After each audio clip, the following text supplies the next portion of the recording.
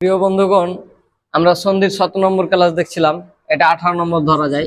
18 নম্বর class, rule number 3।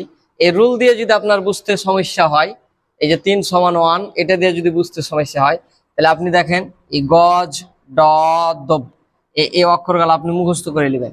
গ বর্গী জ ড দ ব, হ্যাঁ, ক চ ট ত প, এগুলা মুখস্থ করলে আপনার সুবিধা। যেমন দেখেন এখানে দু বন্ত, এটাকে আপনাকে সন্ধি বিচ্ছেদ করতে বলা হয়েছে। তাহলে আপনি কি করবেন, এই অক্ষরগুলা যদি কোনো একটা বর্ণ থাকে, এই বর্ণগুলোর কোনো একটা বর্ণ থাকলে ওইটার পরিবর্তে আপনি যদি গ থাকে ক বসাবেন, যদি বর্গীর জ থাকে চ বসাবেন, যদি ড থাকে ট বসাবেন, যদি দ থাকে ত বসাবেন, যদি ব থাকে প বসাবেন। তাহলে আপনার মানে এই অক্ষরগুলা যদি থাকে সন্ধিতে, এই অক্ষরগুলা যদি থাকে, তাহলে এই অক্ষরগুলা মানে এই বর্ণগুলার পরিবর্তে এই বর্ণগুলা বসাবেন। মানে যেটার সামনে যেটা সেটাকে আপনাকে বসাতে হবে। তাহলে এখানে দেখেন তো ডু আছে, ডু বসিয়ে দিলাম, হ্যাঁ। আর এখানে কি আছে, এই যে ব আছে, তাহলে ব এর পরিবর্তে কি বসাবেন, প বসিয়ে দিলাম।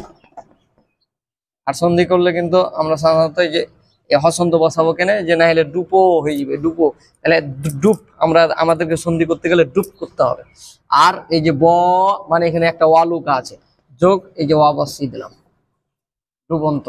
হ্যাঁ, এই জন্য ডুপ প্লাস অন্ত, এখানে ডুপন্ত লয়, ডুপ প্লাস অন্ত, এভাবে করবেন।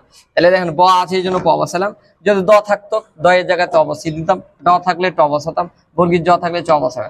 মানে গ জো ড দব, হ্যাঁ, ক চো ট তপ, মানে এগুলা থাকলে এগুলা করে দিতে হবে, এগুলা থাকলে এগুলা করতে হবে।